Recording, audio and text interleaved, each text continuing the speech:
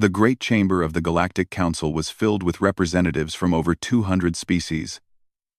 Lights of blue and gold hung from the ceiling that stretched higher than any building on Earth. The air smelled of strange perfumes and alien chemicals. In the center of this massive room stood a single human man. Daniel Price was 52 years old. His hair had turned gray at the temples, and his face carried the lines of a man who had spent too many years fighting battles with words instead of weapons. He wore a simple black suit, nothing fancy, nothing meant to impress. He had stopped trying to impress these creatures long ago. "The Council has reviewed your complaint," said High Chancellor Vrex then from his elevated platform. The Corvani leader was tall and thin, with 4 arms that moved constantly as he spoke. His insect-like eyes showed no emotion. "We find insufficient evidence to support your claims against the Kethrani vessel." Daniel felt his jaw tighten. He had heard these words before. This was the 3rd time in 5 years that humanity had come to this council seeking justice. And it was the 3rd time they would be denied. "High Chancellor," Daniel said, keeping his voice steady, "we have provided sensor recordings from 17 different sources. The colony ship carried 12,000 civilians, families, children. The Kethrani warship fired without warning." A rumbling laugh came from across the chamber. Trade Minister Gorax, a massive creature covered in thick scales, leaned forward in his seat. "Your people were in restricted space. The captain did what was necessary." "They were lost," Daniel replied. "Their navigation system had failed. They sent distress signals for 6 hours before your ship arrived." "Perhaps humans should learn to build better ships," Gorax said. Several other delegates laughed at this. High Chancellor Vrex then raised one of his 4 hands. "Ambassador Price, humanity must understand that galactic law is complex. Your species has been part of this council for only 100 years. You are still young, still learning. Perhaps in time you will better understand our customs." Daniel had heard this speech many times. Humans were always too young, too inexperienced, too primitive to understand. It did not matter that human engineers had built half the communication networks in this sector. It did not matter that human doctors had cured diseases that had plagued alien worlds for centuries. To the Council, humanity would always be the new species, the lesser species, the species that should be grateful to even have a seat in this chamber. A soft vibration came from Daniel's pocket. He reached inside and pulled out a small device. A message was waiting for him, sent directly from Earth. He read it once, then read it again. To be certain, something strange happened to Daniel's face. For the first time in years, he smiled. High Chancellor Vrex then noticed the change. "Is something amusing, Ambassador?" Daniel looked up at the council. 200 species watched him with various expressions of boredom, contempt, or mild curiosity. None of them respected humanity. None of them ever would. "I have just received instructions from the United Earth government," Daniel said. His voice was calm, almost peaceful. "As of this moment, humanity officially withdraws from the Galactic Council." Silence fell over the chamber. Then, slowly, laughter began to spread. Delegates whispered to each other in dozens of languages. The translator in Daniel's ear picked up fragments. "Foolish humans. Childish tantrum. They will come crawling back." Gorax's laughter was the loudest. "You cannot be serious. What will you do without us? Your little planet would collapse within a year." Daniel did not respond to the insult. Instead, he reached up to his chest and removed the small badge that marked him as a diplomatic representative. He held it in his hand for a moment. Looking at it, 20 years of service, 20 years of being patient, of being calm, of believing that things would get better. He let the badge fall to the floor. "All human embassies across the galaxy will close within 48 hours, Daniel announced. "All treaties between humanity and council species are now void. All trade agreements are cancelled. All joint projects are terminated." High Chancellor Vrex then leaned forward, his 4 arms gripping his platform. "You cannot do this. The economic impact alone would be catastrophic for your people." "For our people?" Daniel shook his head slowly. High Chancellor, I think you have greatly misunderstood the situation. Ambassador Yalith, a representative of the aquatic Selenari species, raised her hand nervously. Ambassador Price, please, let us discuss this. Surely there is room for negotiation. Daniel looked at her. Yalith had always been kind to human delegates. She was one of the few who treated them with respect. He felt a small moment of regret that she would suffer for the actions of others. There is nothing left to discuss, Daniel said. For 100 years, humanity has tried to be a good partner. We have helped where we could. We have asked for little in return. We only wanted to be treated fairly. But you have shown us, again and again, that fairness is not something you offer to species you consider beneath you. He turned and began walking toward the exit. His footsteps echoed in the suddenly quiet chamber. You are making a terrible mistake, Rex then called after him. Humanity is nothing without the Council. Nothing. Daniel stopped at the doorway. He turned back one final time and looked at the assembled representatives of 200 species. His smile had not faded. You have mistaken our patience for weakness, he said. You have mistaken our kindness for fear. You have mistaken our silence for agreement. He paused. Those mistakes will cost you dearly. He walked out of the chamber. For a long moment, no one spoke. Then Gorax let out another laugh, though it sounded less confident than before. Let them go. They will return within a month, begging for forgiveness. But Counselor Mirasol, a small fox-like creature who represented the Veloxy species, was not laughing. She was staring at her data screen with wide eyes. Something is happening, she said quietly. What do you mean? Vrex then demanded. Before she could answer, the lights in the chamber flickered.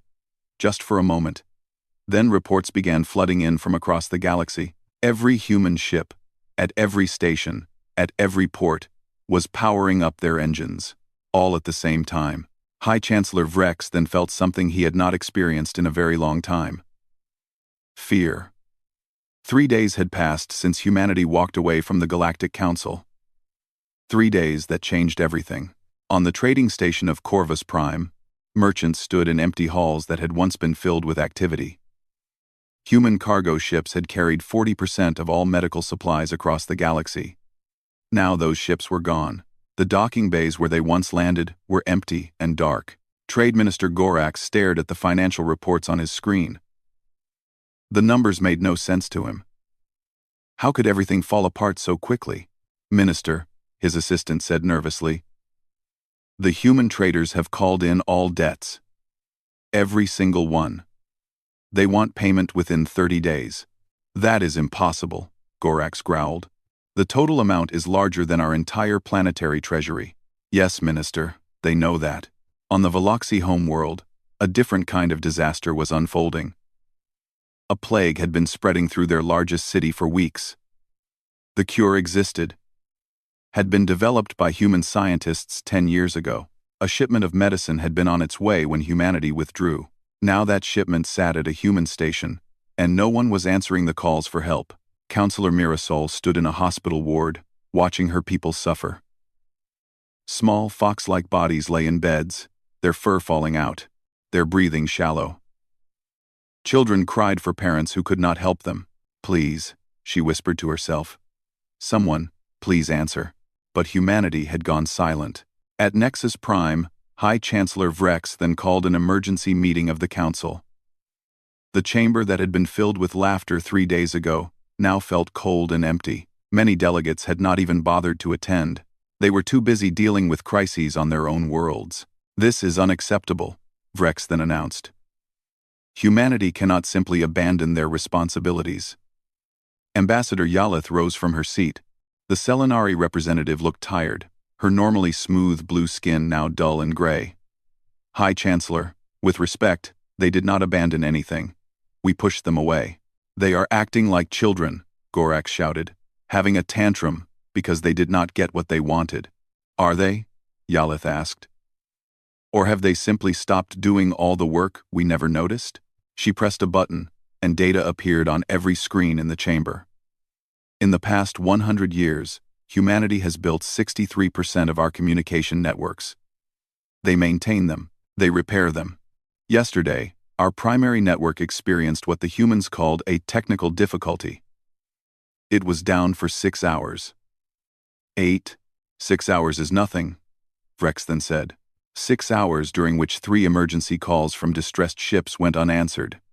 Yalith replied. 2 of those ships are still missing. The chamber fell silent. Yalith continued. Human engineers operate our water purification systems. Human doctors serve in our hospitals. Human pilots carry our goods. Human scientists work in our laboratories. She paused. We called them a lesser species. We called them primitive. But we built our entire civilization on their backs, and we never even thanked them. Enough, Vrex then said. This is not the time for guilt. This is the time for action. We must remind humanity of their place. He turned to his military advisor. Order the Third Fleet to the Sol system. Show these humans what happens when they defy the Council. The advisor hesitated. High Chancellor, are you certain that is wise? Do it.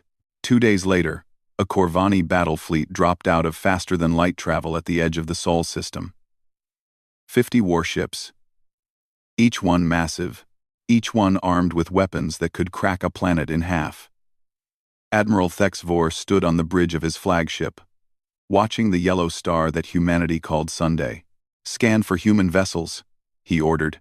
Admiral, his sensor officer said slowly. There are no human vessels. None? None, sir. The entire human fleet has vanished. We cannot locate a single ship.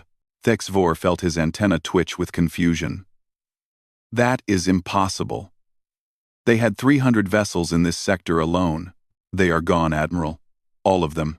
Before Thex Vor could respond, a message appeared on every screen on every ship in his fleet.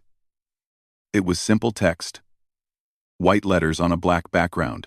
Sol system is under quarantine. Trespassers will be considered hostile. There will be no warnings. Thex Vor laughed, though the sound was hollow. They threaten us? With what? They have no ships. Admiral, the sensor officer said, his voice shaking now. I am detecting something. A power signature. It is very close.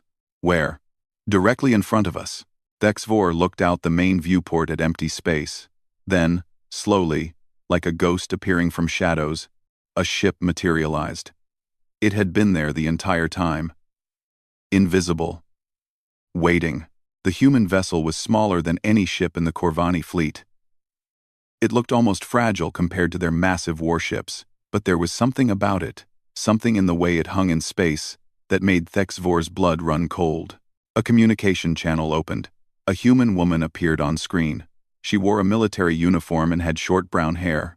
Her eyes were calm, almost peaceful. This is Commander Laura Bennett of the Earth vessel Resolute, she said. You have entered restricted space. You have one chance to turn around and leave. Thex Vor straightened his posture. I am Admiral Thex Vor of the Corvani Third Fleet. We are here under orders from the Galactic Council. Stand aside or be destroyed. Commander Bennett did not react. She simply looked at him with those calm eyes.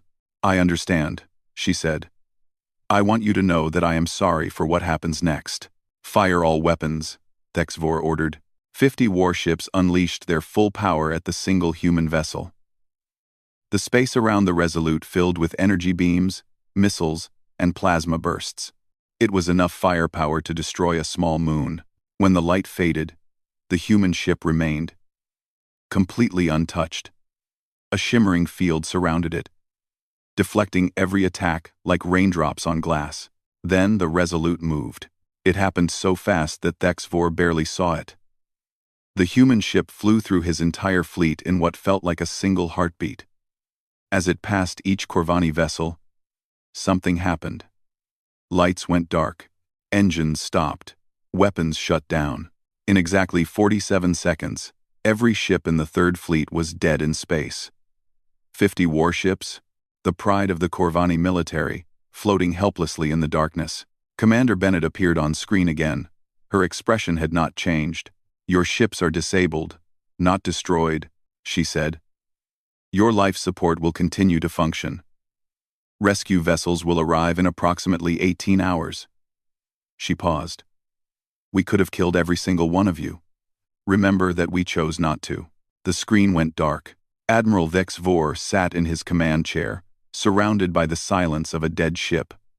For the first time in his military career, he understood what it meant to face a truly superior enemy. And back on Nexus Prime, High Chancellor Vrex then received the news of his fleet's defeat. His 4 hands trembled as he read the reports. But what frightened him most was not the military defeat. It was the additional intelligence report that arrived moments later. For months, human workers and engineers had been quietly leaving their positions across the galaxy, thousands of them. They had been preparing for this moment long before Daniel Price walked out of the council chamber. Humanity had planned this, all of it, and the council had never seen it coming. Deep beneath the surface of the moon, in a bunker that had been built in secret over 50 years ago, the leaders of humanity gathered around a table. Above them, countless screens showed images from across the galaxy. Chaos everywhere. Secretary General Claire Mason stood at the head of the table. She was a tall woman with kind eyes and silver hair pulled back in a simple style. She had led the United Earth government for 12 years, longer than any leader before her. In that time, she had made decisions that no one else could make. This was the biggest decision of all. The Corvani fleet has been neutralized, Commander Laura Bennett reported from one of the screens. She was still aboard the Resolute, patrolling the border of human space. No casualties on either side. Good, Claire said. What about civilian evacuations?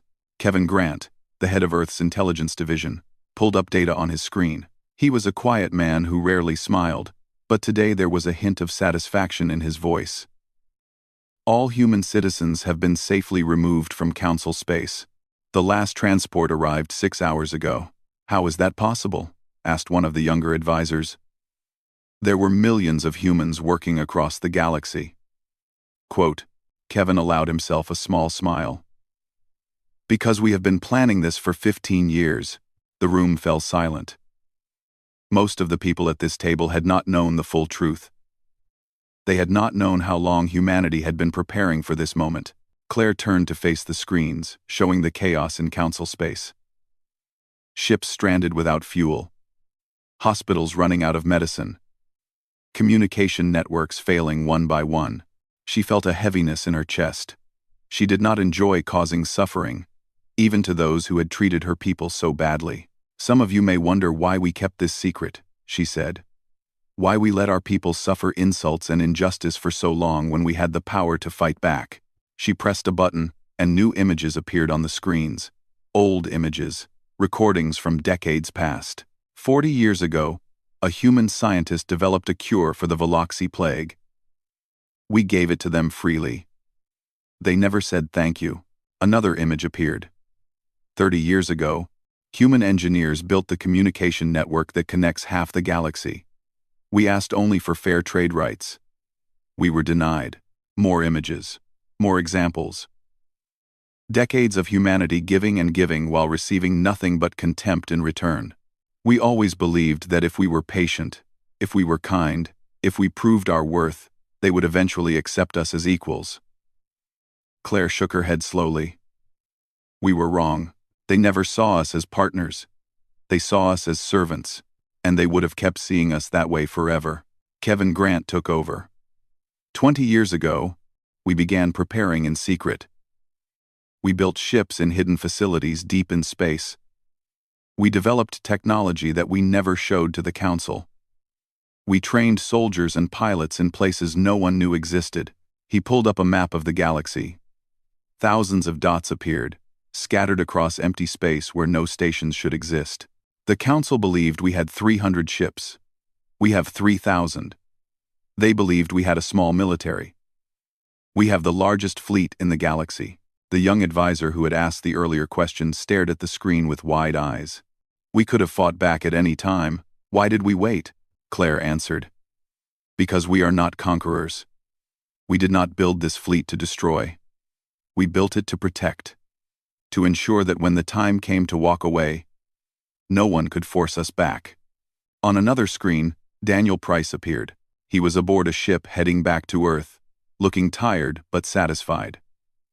The Council still does not fully understand what has happened. They think this is a temporary protest. They think we will return when we realize we need them. Claire nodded. Then we must show them the truth. She pressed another button. Across the galaxy, on every screen and speaker connected to the galactic network, a message began to broadcast. Claire's face appeared to trillions of beings across hundreds of worlds. To all species of the Galactic Council, she began. I am Claire Mason, Secretary General of the United Earth Government. For 100 years, humanity has been part of your council. In that time, we have worked to be good partners. We have shared our knowledge, our resources, our labor. We asked only for respect in return. She paused, letting the words settle. That respect was never given. We were called primitive. We were called lesser beings. Our people were killed, and we were told it was our own fault. We were denied justice again and again, because you believed we were too weak to demand it. Her voice grew stronger. You were wrong. The broadcast cut to images of the human fleet.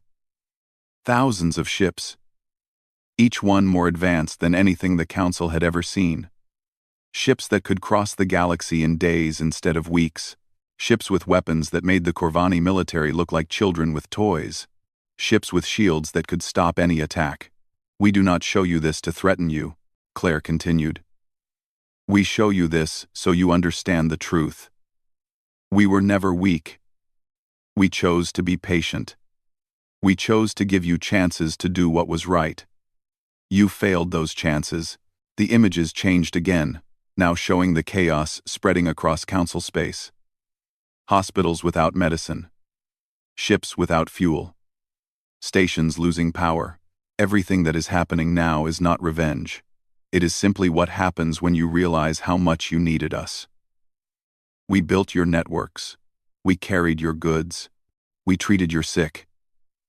And you never noticed because you believed we were beneath your notice. Rye Dodd. Claire stepped closer to the camera. Her eyes were serious but not cruel. We are not your enemies. We do not want war. We do not want you to suffer. But we will not return to being treated as lesser beings. When you are ready to speak to us as equals, we will be waiting. Until then, we wish you well. The broadcast ended. In the bunker on the moon, Claire turned off the screens. The room was quiet. What happens now? Someone asked. Now we wait, Claire said. We help where we can without putting our people at risk. And we see if they can learn. 1. Kevin Grant checked his reports. Counselor Mirasol is trying to reach us. The Veloxy plague is getting worse. Claire thought for a moment. The Veloxy had always been kind to humans. Mirasol herself had voted for human rights when no one else would. Send medicine to the Veloxy, she ordered. Do it quietly. Do not announce it. Are you certain? Kevin asked. If we help them, others will demand the same. The Veloxy showed us kindness when it cost them nothing to be cruel, Claire said.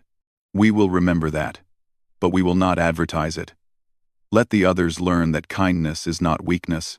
Across the galaxy, the Council species struggled with a new reality. For the first time in their history, they faced a problem they could not solve with military power or economic pressure. They had to face the simple truth that they had been wrong about humanity. And that was the hardest thing of all. 2 weeks had passed since humanity walked away.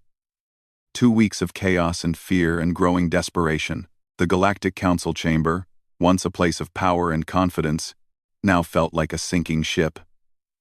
Empty seats dotted the assembly. Many representatives had returned to their home worlds to deal with crises. Those who remained looked tired and afraid. High Chancellor Vrex then sat in his elevated seat, but he no longer looked commanding. His forearms hung limp at his sides. His insect eyes, usually sharp and cold, now seemed distant and confused. The economic reports are catastrophic, announced a junior official, reading from a data pad. Trade across all sectors has fallen by 60%. 17 species have declared economic emergencies. The Kathrani banking system collapsed this morning. Trade Minister Gorax was not present to hear this news. He had fled his home world 3 days ago when angry mobs surrounded his residence. The great merchant lord was now a refugee, hiding on a small station at the edge of nowhere, his fortune gone. "What about military options?" Vrex then asked weakly.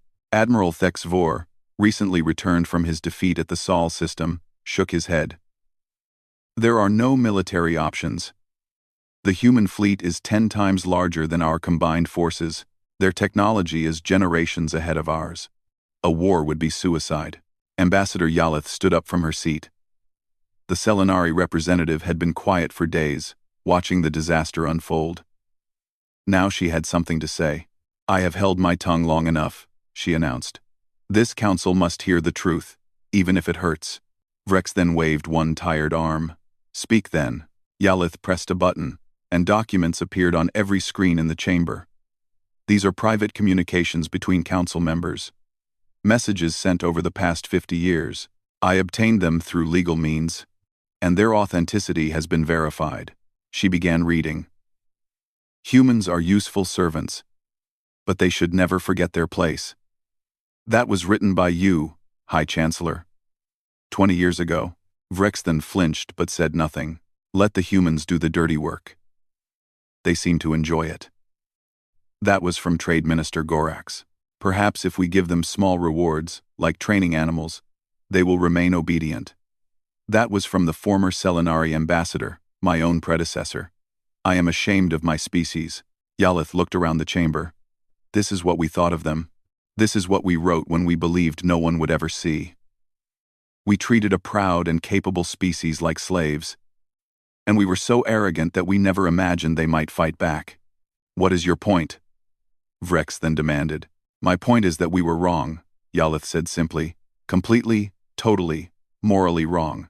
And until we admit that, truly admit it, nothing will change." A commotion at the chamber entrance interrupted her speech. Councillor Mirasol entered, walking quickly despite her small size. The Veloxy representative looked exhausted, her fur matted, and her eyes red from lack of sleep. "I have just returned from the border of human space," she announced. The chamber fell silent. Everyone leaned forward to hear. "I went alone, without guards or weapons," Mirasol continued. "I sent a message asking to speak with any human representative. I waited for 2 days. Finally, a man came to meet me." "Who?" Vrex then asked. "His name was Samuel Hart. He was a negotiator," he said. "A man who makes peace." Mirasol's voice softened as she remembered the meeting. "We sat together in a small room on a neutral station, just the two of us. And I told him how sorry I was. I told him about the plague killing my people. I told him that I understood why humanity left, and that I did not blame them." "What did he say?" Yalith asked gently. "He listened. For hours. He listened. He did not interrupt. He did not argue. He just listened." Mirasol's eyes filled with tears. "When I finished, he told me something I will never forget. He said, 'We do not want you to suffer. We just want you to understand.'" The chamber was completely silent now. "Then he showed me evidence," Mirasol continued. "Documents that the council tried to bury. Records of human colonies that were destroyed by council species and covered up. Reports of human workers who died in accidents that were blamed on their own mistakes. Decades of injustice that we ignored because it was convenient." She looked directly at Vrexthen. "We did not just fail to give them respect. We actively harmed them. And we pretended it never happened." Vrexthen lowered his head. For the first time in his career, he had no response. "There is more," Mirasol said. "As I was leaving, Samuel Hart gave me something. A small container. He said it was medicine for the plague. Enough to treat every sick person on my world." Gasps echoed through the chamber. "He asked me not to tell anyone," Mirasol admitted. "He said humanity was not ready to help the council.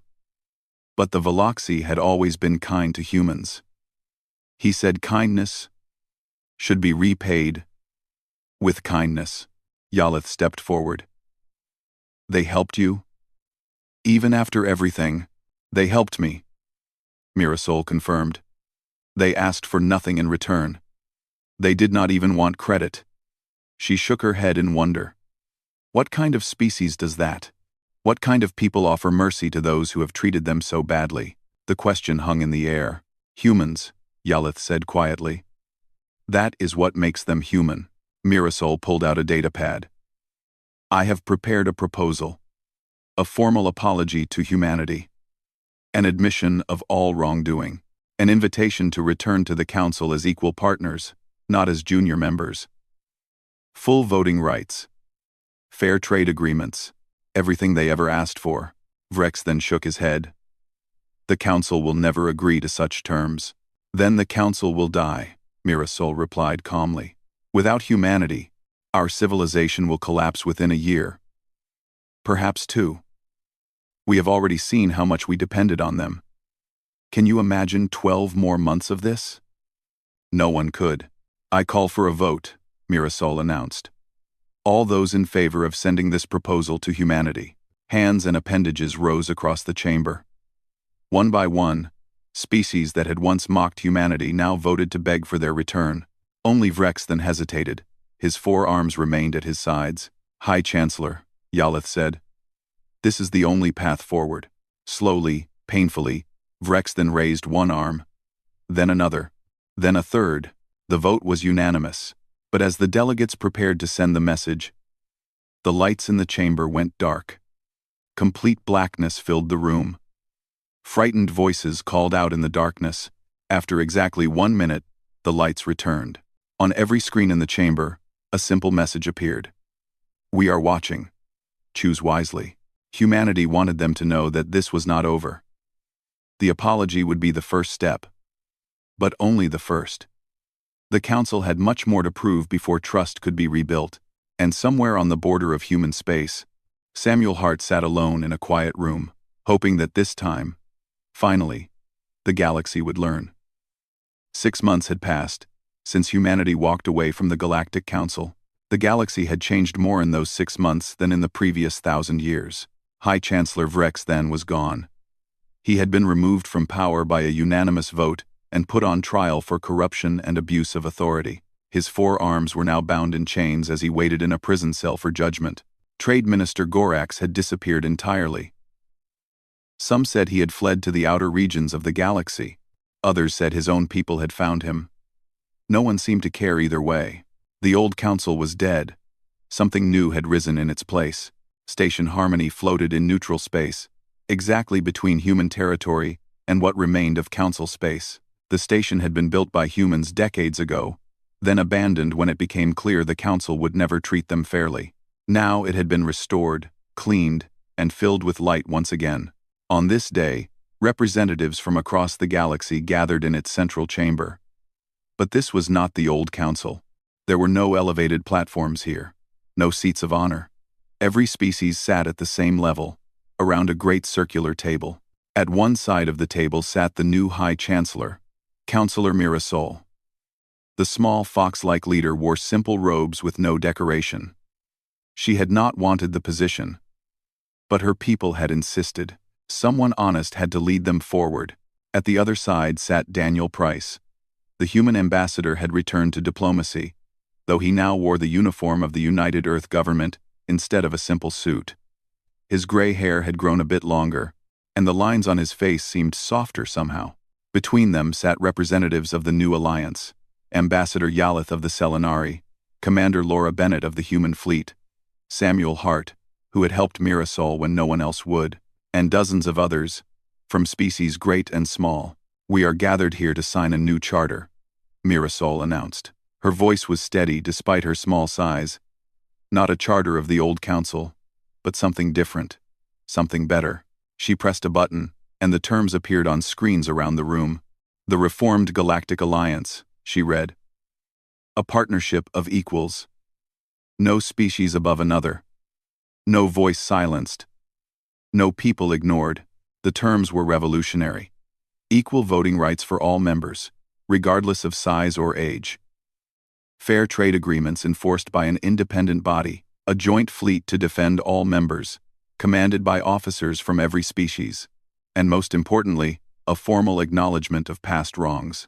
"Before we sign," Daniel Price said, "there is something that must happen first." He stood and walked to the center of the room.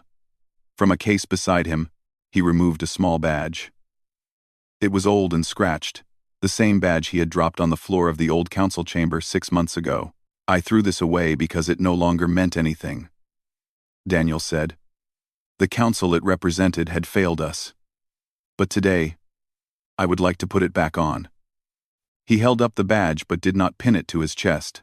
"I will only wear this again if the beings in this room can promise me something. Not with words, but with actions. Promise me that the mistakes of the past will not be repeated. Promise me that when a species asks for justice, they will receive it. Promise me that kindness will be met with kindness, and respect with respect." The room was silent for a long moment. Then Mirasol stood. She walked around the table until she was standing in front of Daniel. The small Veloxy barely reached his waist, but her eyes shone with determination. "I cannot promise for everyone," she said. "I can only promise for myself. I will spend the rest of my life working to keep those promises. Every day, every decision. I will remember what we did wrong, and I will do better." She reached up and gently took the badge from Daniel's hand. Then, stretching on her toes, she pinned it to his chest. "Welcome back, Ambassador," she said. The room erupted in applause. One by one, representatives came forward to sign the new charter. Human and alien hands pressed together on the document. Species that had once been enemies now stood side by side. Admiral Thex Vor, the Corvani commander whose fleet had been disabled by the Resolute, approached Commander Laura Bennett. He looked uncomfortable, his antenna twitching nervously. "I owe you an apology," he said stiffly. "I fired on your ship without cause. I was arrogant and foolish." Laura studied him for a moment, then extended her hand in the human gesture of greeting. "You followed orders from bad leaders. The real fault was theirs, not yours." Thex Vor looked at her hand, unsure what to do. Then, slowly, he reached out and clasped it. "I have studied your tactics," he admitted. "You could have destroyed my entire fleet. Why did you spare us?" Laura smiled. "Because killing is easy. Mercy is hard. And we wanted to show you what kind of species we truly are." The Admiral nodded slowly. "I understand now. You are not just strong. You are good." "We try to be," Laura replied. "We fail sometimes. But we always try." Quote, as the formal ceremonies continued, Samuel Hart slipped away from the crowd. He walked to a large window that looked out at the stars. So much had changed. So much still needed to change. A soft footstep behind him made him turn. Ambassador Yalith stood there, her blue skin shimmering in the starlight. "You look thoughtful," she said. "Just wondering if it will last," Samuel admitted. "The peace. The promises. History is full of agreements that fell apart." Yalith came to stand beside him. "It might fall apart. Old hatreds do not disappear in a day. But today, we have taken the first step. That matters. Does it? It does to me." Yalith placed her hand on his arm. "My people were not always kind to humans. We were better than some. But that is not a high standard. I am ashamed of what we allowed to happen." Samuel shook his head. "You tried to help us, even when it was not popular. That took courage. Not enough courage. Not soon enough." Yalith sighed. "But I am trying to do better now. Is that not what matters?" Samuel thought of all the years of patience and pain, all the insults his people had endured, all the times they had been told they were not good enough, not worthy, not important, and then he thought of the signed charter in the next room, of Mirasol pinning the badge on Daniel's chest, of Admiral Thex Vor shaking Laura's hand. "Yes," he said finally, "that is what matters, not the past, the future we build from it." In the main chamber, Secretary General Claire Mason stepped forward to address the gathering. Her silver hair caught the light as she looked out at the assembled species. "Today marks a new beginning," she said. "But I want to be clear about something. We do not forget what happened. The injustice, the dismissal, the deaths of our people. These things live in our memory." The room grew tense. "But we choose not to let those memories poison our future," Claire continued. "We choose to believe that beings can change, that civilizations can learn, that the same species who once treated us as servants can become true partners." She paused, letting the words settle. "This is what makes us human. Not our technology, not our military, our capacity for forgiveness, our belief in second chances, our stubborn insistence that tomorrow can be better than today." She smiled. "Welcome to the Reformed Galactic Alliance. Let us build something worthy of the future." Applause filled the chamber once again. Later, as the celebrations continued, a small group gathered at the observation deck. Through the great windows, they could see ships from dozens of species passing by in peace, trade vessels, passenger liners, scout ships, exploring new territories together. Daniel Price stood with Mirasol, watching the traffic. "Do you think it will work?" she asked. "I hope so," Daniel replied. "But hope is not a strategy. We will have to work at this every day." "Both sides," Mirasol nodded. "I know. But for the first time in my life, I believe it is possible." A sound made them both turn.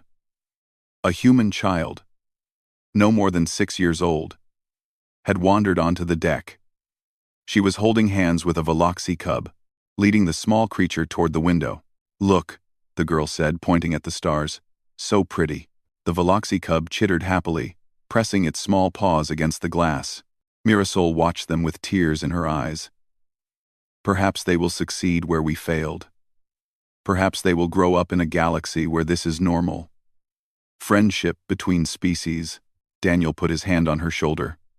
"That is why we do this." Above the children, mounted on the wall, a small plaque had been installed that morning. It read, "Station Harmony, rebuilt together." It was a small sign for such a large change. But sometimes, the small signs mean the most. And in the great darkness between stars, the ships of the Reformed Galactic Alliance flew on, carrying hopes and dreams and the promise of a better tomorrow. Together,